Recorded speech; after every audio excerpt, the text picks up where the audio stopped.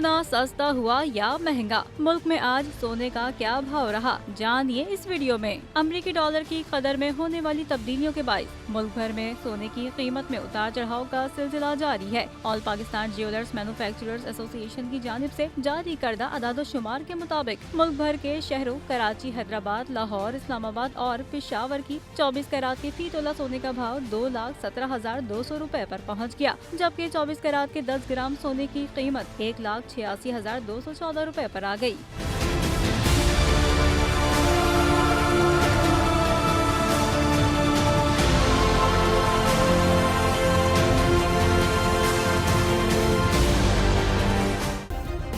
Subscribe करें और bell दबाएं ताकि कोई खबर रह न जाए।